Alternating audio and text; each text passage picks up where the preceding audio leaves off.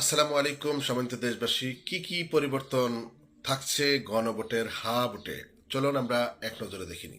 হা vote দিলে জাতীয় নির্বাচন আর দলীয় সরকারের অধীনে হবে না। নির্বাচন পরিচালিত হবে নির্দলীয় তত্ত্বাবধায়ক সরকারের অধীনে।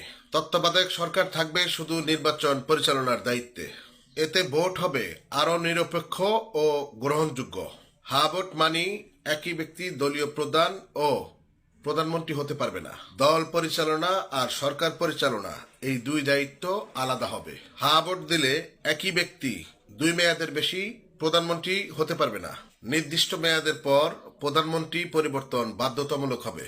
হা ভোট মানি প্রধানমন্ত্রীর একক ক্ষমতা কমানো। সংসদ ও অন্যান্য প্রতিষ্ঠান আরো বেশি শক্তিশালী হবে।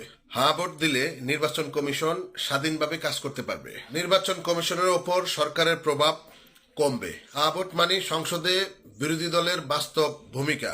সংসদের গুরুত্বপূর্ণ পদে বিরোধী দলের অংশগ্রহণ নিশ্চিত হবে।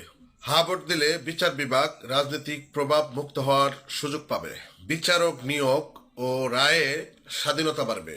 হা ভোট মানে রাষ্ট্র পরিচালনায় জবাবদিহিতা। ক্ষমতায় থাকা কেউই আইনের ঊর্ধ্বে থাকবে না। হা ভোট মানে ব্যক্তি নয়, আইন ও প্রতিষ্ঠান শক্তিশালী করা।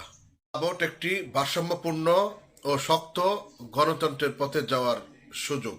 সম্মানিত দর্শক, সবাইকে ধন্যবাদ জানাচ্ছি ধৈর্য নিয়ে ভিডিওটি দেখার জন্য।